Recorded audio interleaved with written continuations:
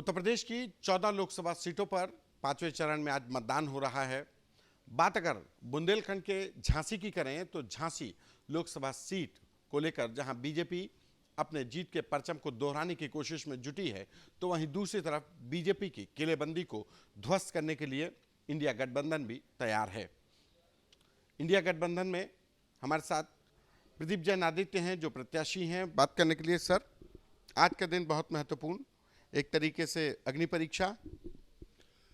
देखिए, एक जनप्रतिनिधि की तो प्रतिदिन अग्नि परीक्षा होती है और ख़ास तौर से ऐसी सरकार में जिस सरकार के अंदर संविधान असुरक्षित है, हर दिन कसौटी पे कसने का काम जनता करती है।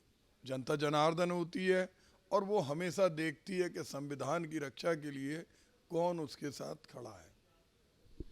बीजेपी तो दावे कर रही है 400 पार। क्या झांसी का क्या जनादेश, किन मुद्दों को लेकर के जनता के बीच में आप गए हैं? दो व्यक्तियों का चुनाव है जो जनता के बीच में रहें और दिल्ली से जाके विकास की योजनाएं लाएं। 5 साल वो भी सांसद रहे, 5 साल मैं भी सांसद रहा।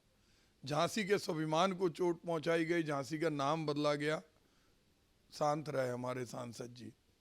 झांसी की आयु नगर निगम में 15 साल बताई गई, प्रस्ताव पारित हुआ, सांसद जी शांत रहे।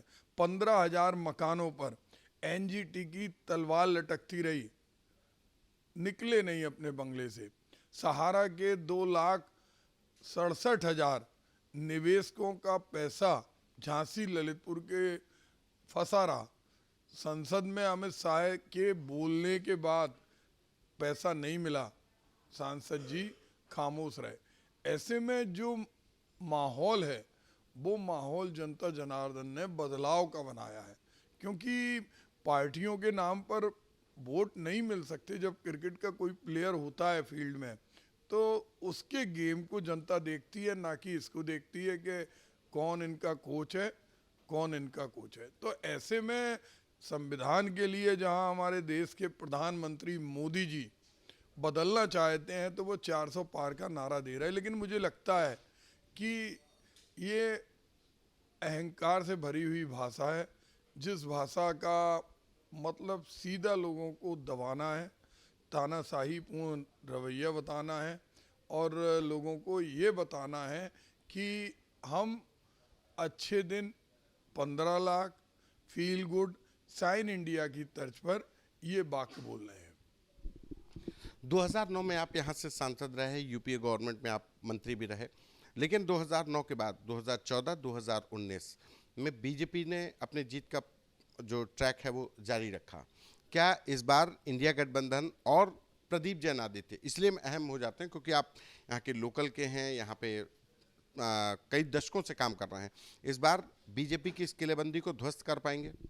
देखिए, ध्वस्त हो गई, जनता ने चुनाव अपने हाथ में ले लिया और यही कारण है कि पोलिंग स्टेशनों पे फॉर्म 17C पर वोटिंग खत्म होने के पहले साइन करा लिए। कल हम लोगों ने ऑब्जर्वर से कंप्लेन भी की क्योंकि वो घबरा रहे हैं, उन्हें डर लग रहा। आज चुनाव जनता लड़ रही, गठबंधन के साथ साथ जनता जनार्दन ने चुनाव खुद प्रदीप जैन आदित्य बन के लड़ना शुरू कर दिया। स्थिति ये है कि कितने प्रदीप जैन आदित्य से ये तानाशाही पूर्ण रवैये से सरकार और प्रशासन निपटेगा, कितने मुकदमे हम पे लगाएगा। आज दर्जनों मुकदमे लगाने के बावजूद भी वो हमारी जुबान बंद नहीं कर सकते। हाथों में हथकड़ी डाल सकते, पैरों में बेड़ी डाल सकते, लेकिन जुबान नहीं रख सकते। ये बाबा साहब भीमराव अंबेडकर के संविधान की खूबसूरती है और उसको बचाने के लिए जनता ने चुनाव अपने हाथ में लिया है। जीत को लेकर कितने आश्वस्त हैं? जनता जीत रही है, जनता जनार्दन का रूप होती है और मैं समझता हूँ कि भारी बहुमत से इंडिया गठबंधन प्रदेश में सीटें जीतेगी, देश के अंदर बदलाव होगा। और झांसी में तो एक ईश्वर की कृपा से, माई की कृपा से और बाबा साहब भीमराव अंबेडकर की संविधान की वजह से ये चुनाव हम भारी बहुमत से जीतेंगे। चलिए, आपको शुभकामनाएं।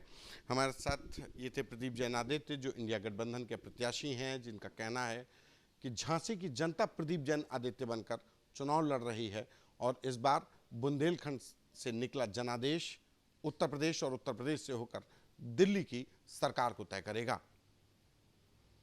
कैमरा पर्सन रोहित के साथ संतोष कुमार, आज तक।